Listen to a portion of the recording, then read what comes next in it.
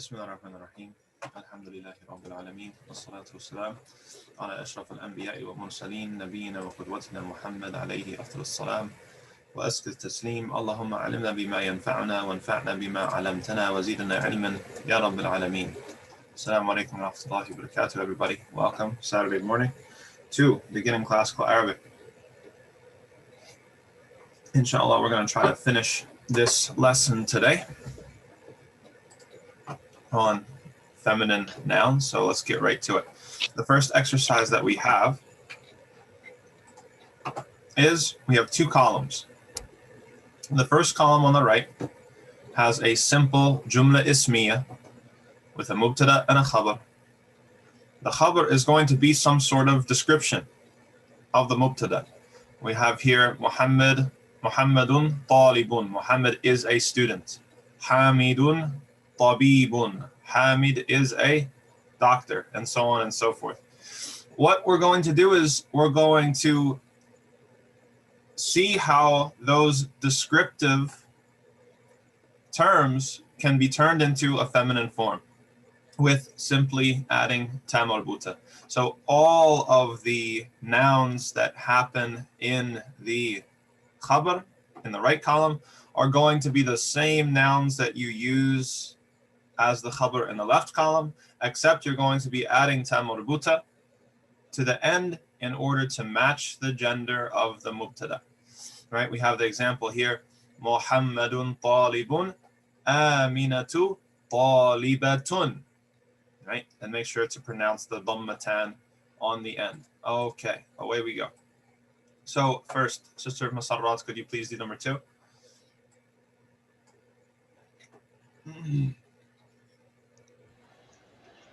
Muhammadun talibun, Aminatu talibatun.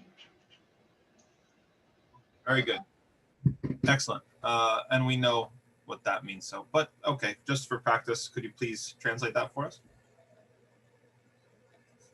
Muhammad is a student, and Amina is a student.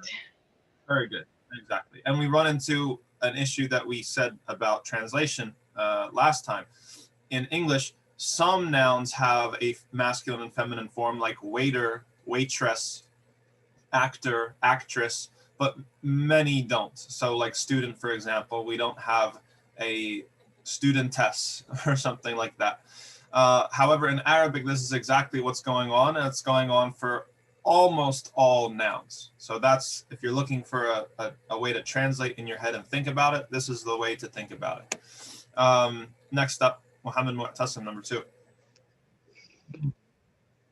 Hamidun tabibun, Fatimatu tabibatun. Very good. Translate that for us. Hamid is doctor, Fatma is doctor. Very He's good. a doctor. Very good. Excellent. Okay, Brother Tamim, number 3.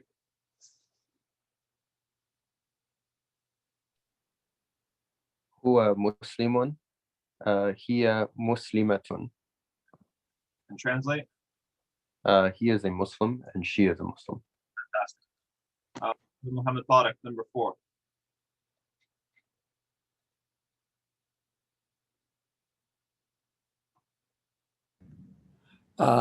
السلام عليكم. الباب مغلق النافذة مغلقة. Good. Mughlaqatun. مغلق. Very good. And what does that mean? Oh, I don't know. No problem. Honest, I don't know is half of knowledge. So mughlaq was one of our more recent words. It was, and it means locked or closed. So I'll do that. The door is locked and the window is locked. Yes, very good. Excellent. Okay, next up we have someone from the Sayyid family, number 5.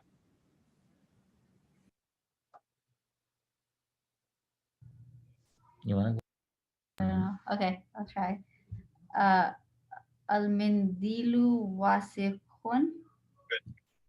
Al-Yadu wasikhutun. Yes, very good. Wasikhatun. Very good. And what does that mean? handkerchief. I know that's the handkerchief or cloth.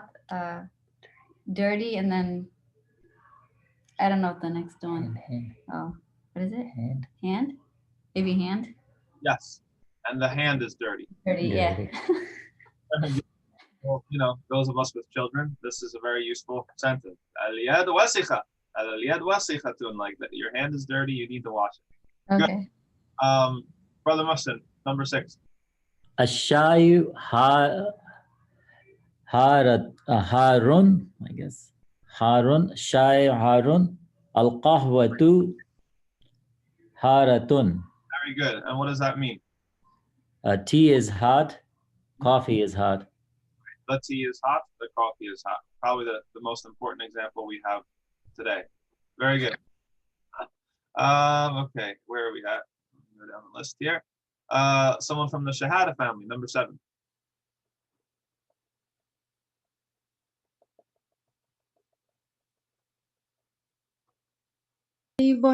المسجد بعيد.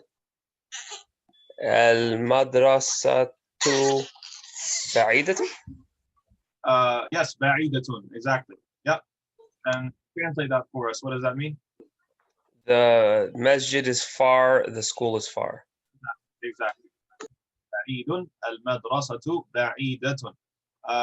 And could someone else from the Sheikh family do number 8? Sister Samira, if you're there. الطالب مريض مريض. الطالبة مريضة. Very good. Maridatun. At-talibatu maridatun. And what does that mean? The student is sick, and then the female student is sick. I'm glad to hear we have a third participant there. Inshallah, our youngest Arabic student. So yes, marid meant sick or ill, right? And so maridatun, it has to agree with the feminine mubtada. Very, very good. Sister Saima, could you do number 9 for us?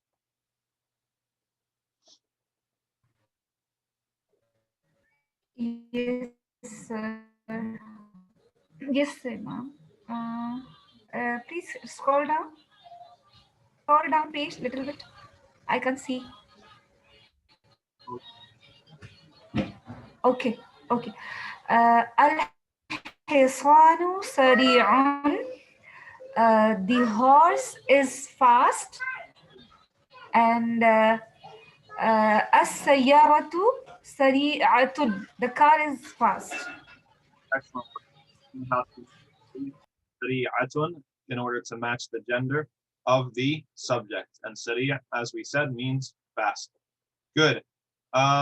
Someone from the Sheikh family, could you do number 10? القمر جميل. الشمس جميلة. Very good. And you can translate that for us and make us. The moon is beautiful. The sun is beautiful. Poetry to my ears. Thank you very much for that. And Sister Asma, could you do number 11 if you're there? Al-Abu Jalisun. Al-Amu Jalisatun. The yes. father is sitting, the mother is sitting. Very good. Excellent. So even if, now this is good, the last 2 examples are important because they are nouns that have gender, but the gender is not represented by a simple ta marbuta, right? So we have al-ab, which obviously al-ab is father, and so it is, I should say, it's obviously masculine because of what it means. Okay, the father, jalisun, and al-um, the mother, feminine, by what it means. And then we have a more confounding example than that, al-qamar and al-shams, which is similar to al-qidr, which we were talking about last class. Why is the moon masculine and the sun feminine? I have no idea. I would like to know that myself. I did a little bit of digging yesterday in some of the classical books of grammar, but I couldn't find any sort of satisfactory explanation. So right now we're just going to take it on faith that the qamar, the moon, is masculine and the ash-shams is feminine. Very good. Anybody have any questions about that exercise before we move on to the next one? Sheikh, I have a question. Go to the first example. Yeah. So, like Muhammadun talibun, right? And Amina tu talibatun. Maybe you explain it, but can you just explain it again? Thank you for that. Thank you for that. First of all, I have to give props to what I assume, what I hope was Brother Zia with his comment in the chat. He proposes a theory for why the sun is feminine, because the sun is warm and lights up the sky. So obvious is female, and all of us men should memorize that answer and deploy it as necessary, because that's a fantastic answer. Good. So this was covered in an earlier lesson that I don't think you were present for, Brother Muhammad Mutassim. So when it comes to masculine proper names or proper nouns, they by rule have a tanween. Muhammadun, Hamidun, Aliyun, right? Whereas feminine proper nouns, right, or names, Aminatu, Fatimatu, Khadijatu, by rule do not accept tanween. They are a special category of words called mamnu' min as-sarf, which we'll talk about later when it becomes more important. Right now, all you need to know is that it does not by default have a tanween. Are there exceptions? Yes, there are, but this is a good rule that will get you pretty far. Okay, Jazakallah. Okay, anything else before we move on? Yes. If I could ask a quick question, are all jobs all? Oh, sorry, Ayub, stop. Are all jobs, all everything? Do they all have a masculine and feminine, or are there some that you could use universally? Oh, this is good. This is good. Some of them. Okay, the one that jumps out to my mind is hamil, which means pregnant. Okay, and so hamil is only feminine, even though it has a masculine form, because obviously pregnancy is only something that applies to a male, at least for the time being, alhamdulillah. So when it comes to that sort of thing, there are sort of exceptions, but for pretty much everything else, yes, you can just slap a tam marbuta on the end of it, and it becomes feminine, and that pretty much applies to any sort of job. The only exception to that would be some phonetic exceptions that we have when it comes to ozan.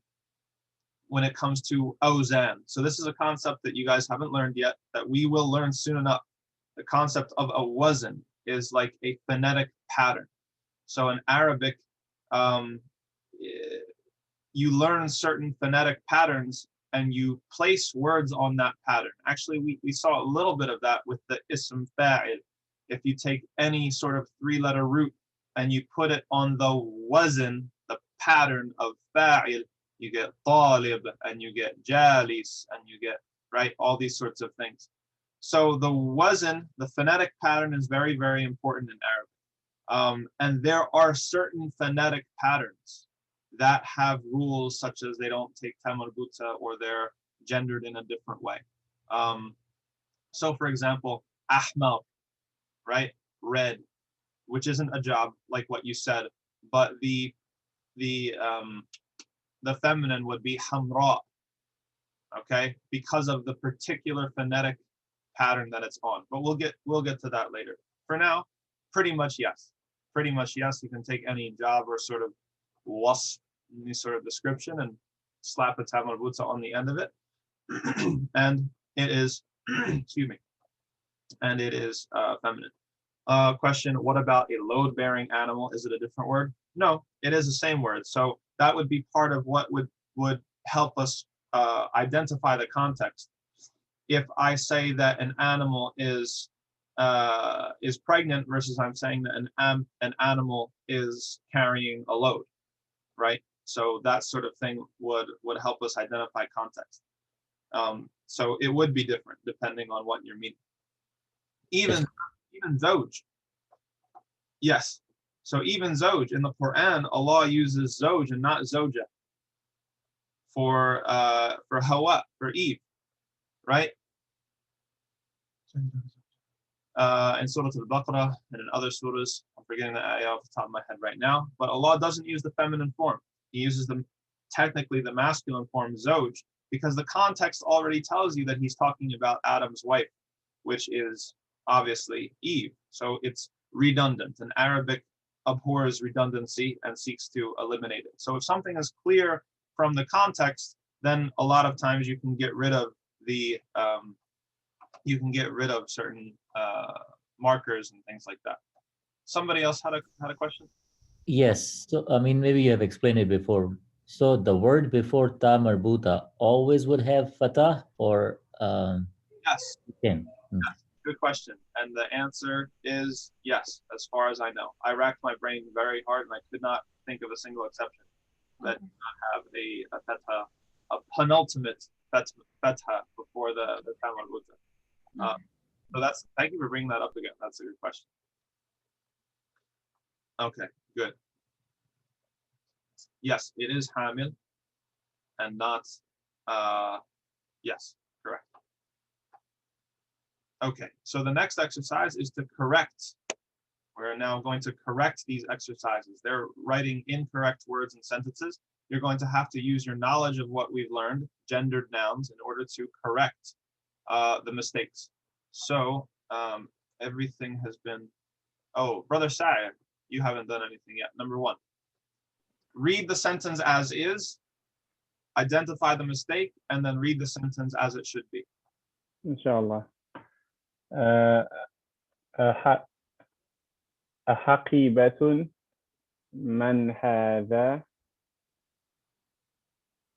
I think it should be حقيبة من هذه. Yes, exactly. Fantastic. Haqibatu is a feminine noun. It means bag or a purse, right? And it has only one dhamma, not two, because it's part of a possessive construction with men. Whose bag? Right? And so, yes, the correct form will be haqibatu man hadihi. And we had a nice long discussion about that and how, whether you can know that ahead of time or not last class. Good. Going back to the top of the list, which has been scrambled, someone from the Sayyid family, could you do number 2? Yeah, I don't know. Okay. Al-ghurfatu maftuhun. Good. Okay. It needs the marbuta, I think, at the end. Exactly. So what would the correct sentence read? Al-ghurfatu maftuhatun. Excellent. The room is open. Very good. And Brother Sayyid, could you please do number 3? Excuse me, Brother Muslim. Sure. هذا سيارة الطبيب. هذه سيارة, probably هذه سيارة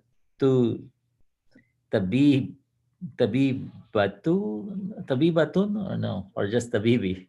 This is good. This is good. Okay, so let's think about this one up. Brother Muslim, is it hadihi refers to what in this sentence? Does it refer to the car or does it refer to the doctor? Car. Yes. So is it necessary that we change the gender of the doctor? Oh no, that's, you just said that. You don't have to change it. Good, if we wanted to, it could be correct. We could say hadihi sayaratu tabibati. That would be correct. But it's not necessary. Hadihi sayaratu tabibi is completely correct because hadihi refers to the car and not the doctor. Very good. That's a very, very good exercise. Okay, excellent. Thank you. Moving on to the Shahada family, number 4.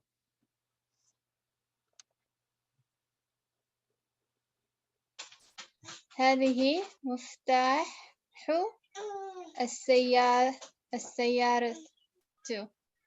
سيارتي. سيارتي. Good. Oh yes, yes, kasra. So what's the mistake here? هذه is feminine. مفتاح is feminine. السيارة. السيارة.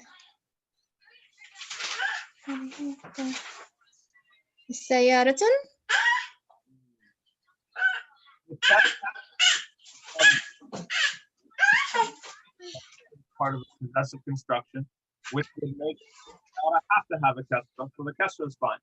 Miftahu sayarati is fine.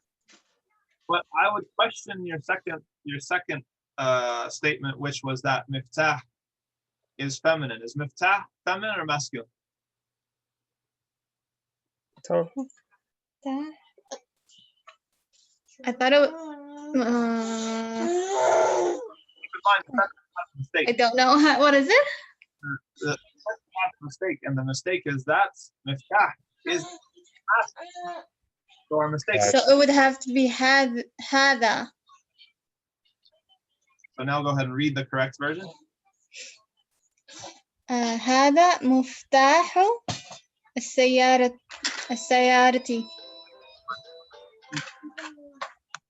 Complete opposite of the previous one that Brother Muhsin did. Whereas with Brother Muhsin's changing the, we saw that the demonstrative pronoun refers to the car, okay? And so we had to change the demonstrative pronoun in order to match the gender of the car.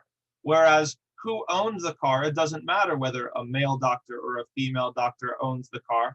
That's not our concern, because the demonstrative pronoun is pointing out the thing being possessed, the car itself. Here, it's the same thing, but the problem is the opposite. We have miftah, which is actually masculine, and sayara, which is feminine. In this case, what they did was they made the demonstrative pronoun agree with the wrong thing. They made it agree with the thing that's possessing and not the thing being possessed. But he's not referring to the car, it's referring to the key, which means that it has to agree with the gender of the key, which is masculine. So that's tricky, but that's a good exercise to kind of point out these sorts of things. And number 5, let's go back to the Shahada family so you can finish off number 5.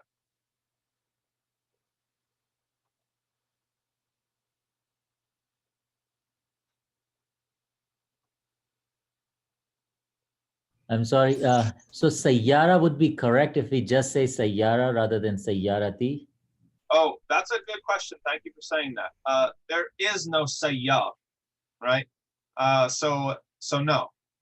But that's good. The logic is completely correct. If there was such a word as sayyar, and we could just drop that tam marbuta, then this would be, completely correct. But sayyar is not a word in Arabic, right? Any sort of car, which now we use it for car. It used to be any sort of sayr is like travel.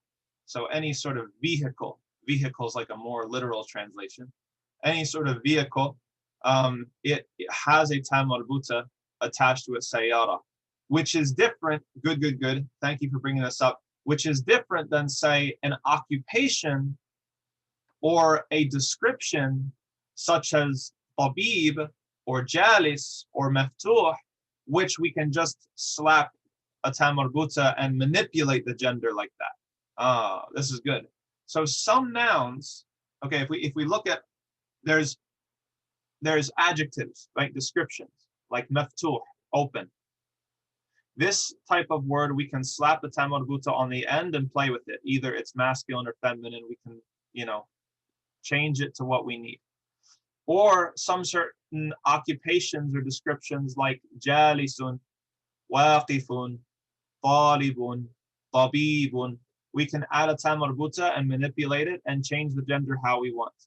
But there are some nouns that actually are referring to just the thing itself, not the description of the thing, not, anything like this, that we can't do that sort of manipulation. We can't add and subtract tam marbutas like that, right? Just like names, Amina. If we have the name Amina or Khadija, can we make Khadij? Can we make Amin? I mean, in some of them we might be able to, but in others, it doesn't work like that. So that's very good. So sayyara, we can't manipulate sayyara like that. Just like we can't manipulate miftah. We can't make this sentence correct by saying miftahatun, right? There is no word in Arabic miftahatu, right? A key is simply miftah, and a car or a vehicle is simply sayyara, and it's not negotiable. But that's a very, very, very good point, and a good way to look at it. If you don't mind me asking a quick question outside of the box, right? I don't understand. So Arabi, mashallah, is very meticulous. Everything's very thought out and thorough. And I get it. When you're talking about a profession, when you're talking about a masculine name, a feminine name, it makes sense. What's the relevance to giving an inanimate object like a key, a masculine or feminine? Did anybody ever like really break that and boil it down of why? Why does it make a difference in a sentence?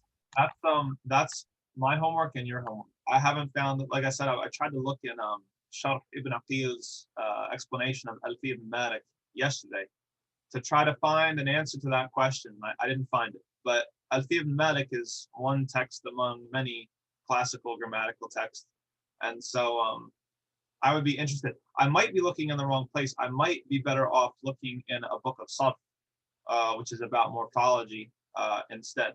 But I'm really interested to know the answer to that question. And so if maybe as a group research project, we can dig and see what we can find. In the comments, many languages have that concept. Some have masculine and feminine as well as neutral for inanimate object. It's not unique to Arabic. No, that's 100% correct, Sister Masalat.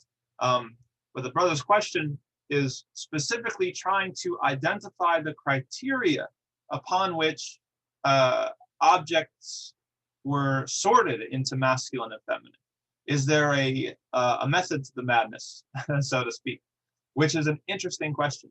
With some words, it's obvious, and with other words, it's not. So we're trying to see if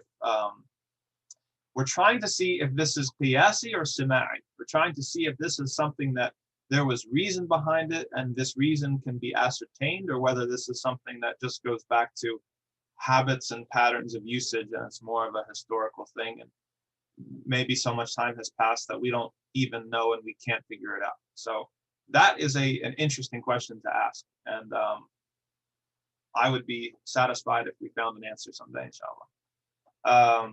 Good. In the meantime, complete for us exercise number 5.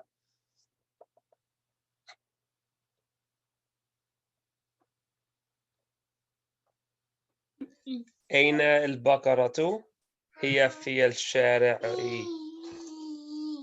أين البقرة؟ Automatically, you didn't even realize you corrected it. You said Oh, yes, he, not he. Who? Yeah, mashallah. So you say here, there's no mistake in the question. The question is, أين البقرة? Where is the heifer? Where is the female cow? And he just said automatically, because his ear is attuned to Arabic already, he said, هي في الشارع. She is in the street. Shari is a street or a road. They have written here huwa, which is incorrect. Baqara is feminine, which is represented by the tam marbuta, and so it needs to be here. Very good. Okay, we are very close to completing the lesson. All we have is these 4 remaining exercises. Now, this is a very good, they say in the instructions, read them, which is what we're going to do now, and write, and I really recommend that you do this at home in between lessons, write these exercises out with putting all of the harakat, especially on the final words, I should say the last harakat on each word. So what they've done is they've deleted or removed the harakat from key words here, and they want you to practice reading without those harakat, which is going to demonstrate or prove your understanding of the grammar and what's going on in the sentence. So I think we've reached the Sheikh family. Could someone from the Sheikh family do number 1? هذا لمحمد وذلك لحامد. Excellent work. Hear how he knew to make majrur because of the li. We said that li was one of our devices for possession. Okay, something maybe we could say similar to an apostrophe, but he also knows that Muhammad and Hamid are masculine names, proper names, and so they have tanween. So it had to be li Muhammadin and dhalika li Hamidin. Very good. Sister Asma, could you do number 2? Liman hazihi liyasirin. Excellent. And it's the same thing. Li Yasirin, masculine proper name. It's not only majroor, but it has to have 2 kasras. Good. Moving on to Brother Muhammad Mu'tasim, number 3. Alhamdulillah. Excellent. Good. MashaAllah. Brother Sa'ir, number 4.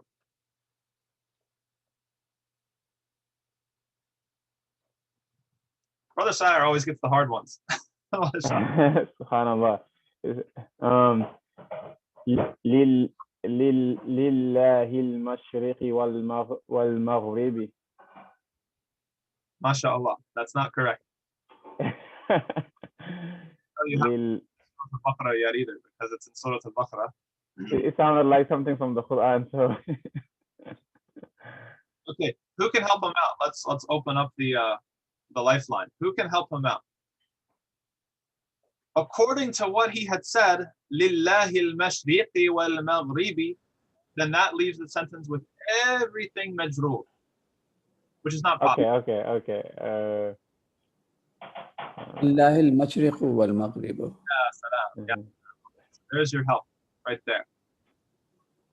Lillahi al-mashriqu wal-maghribu. Now we're going to see a little thing about word order. And remember, way back in the day, we started talking about synthetic languages and how one of the advantages of a synthetic language like Arabic is you can switch around the order. You can switch around the order, and it's not going to change the meaning. It might change emphasis, but it's not going to change meaning because we have things that are on the word that tell us what's going on. Right here, the previous one, that's right. Tom, ball, bat, hit. Exactly.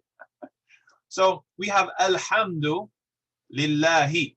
Let's look at number 3 because number 3 is an easier example to prove the point. What would change in the meaning if we switch the order of those words? Lillahi alhamdu. Nothing changes.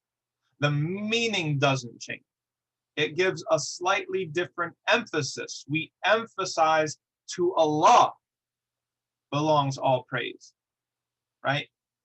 Instead of all praise belongs to Allah. But the meaning of the sentence doesn't change. So let's break it down here. We have alhamdu is mubtada, lillahi khabar. Okay, because of the lam, which is a harful jar, it makes Allah majroor with a kasra. If we change the order just to emphasize something a little bit different, it's still the same. Lillahi is still the khabar. And alhamdu is still the mubtada. But, and this is something we haven't learned yet, there's certain situations in which it is not only possible or permissible to change the order of the mubtada and the khabar, but it is even eloquent, right? If you're trying to get a certain point across, in this case, if we say lillahi alhamd, you're saying, for example, this is a common response if somebody praises you. Say, oh, Imam, you did such a good job yesterday with this and that. You know, they say, lillahi alhamd. Say, it's almost a response that says, no, the praise is not for me, it's for Allah. For Allah is the praise, right? The actual original sentence is alhamdulillah, mubtada khabar, like you've learned. But when we switch the order, the meaning remains the same, but the emphasis shifts to focus on the fact that it is possessed or belongs or deserved by Allah subhanahu wa ta'ala. So this is exactly what's going on here in this ayah, which is in Surah Al-Baqarah. The original sentence is al-mashriqu, which means the, I'll type it out for al-mashriq is the east. Wal-maghrib is the west. Al-mashriqu wal-maghribu lillahi. That's the original sentence with the order that you're used to. Mubtada, khabar. The mubtada is marfu'. The mubtada in this case is got 2 different parts to it because it's a conjunction.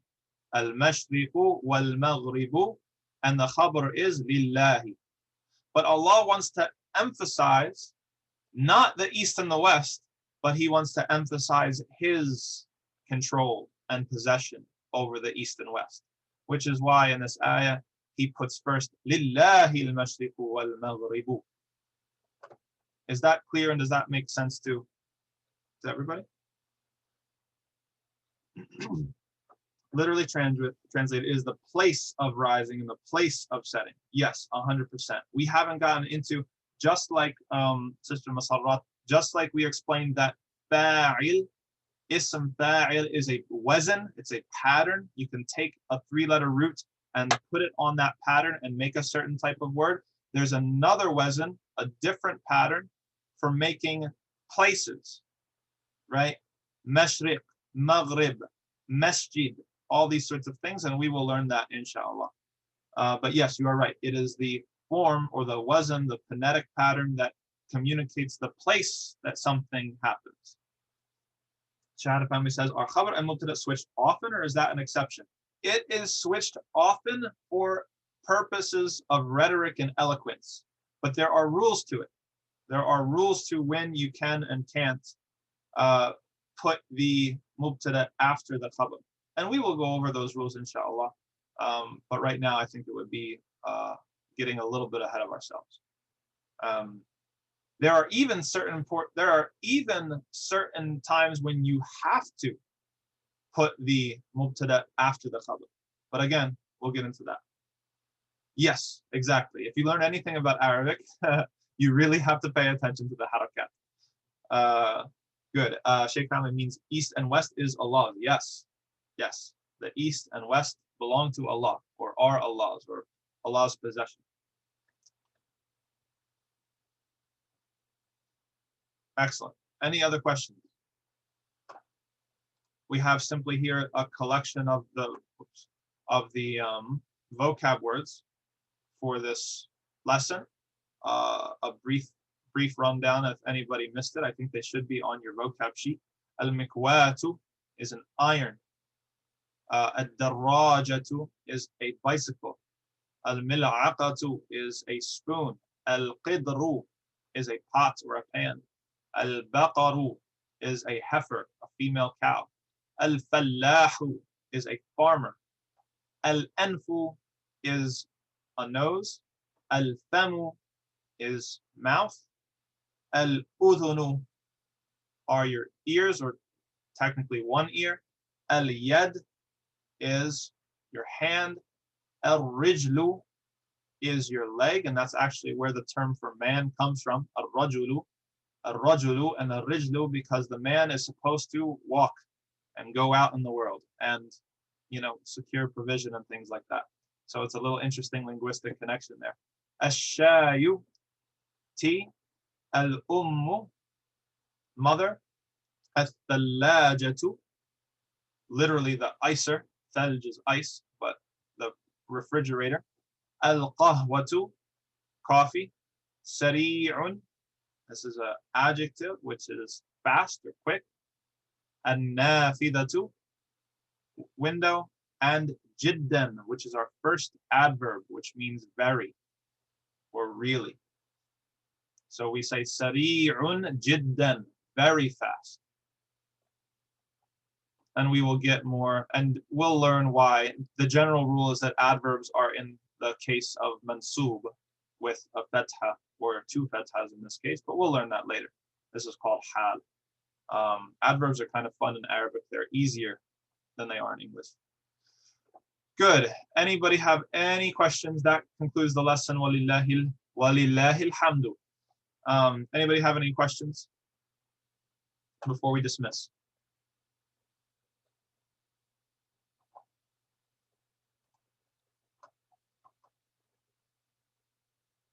Shibak is a common word for window. The classical Arabic term is nafida. You can even say zujaj, right, for window as well, which literally means glass. So that comes down to usage, right?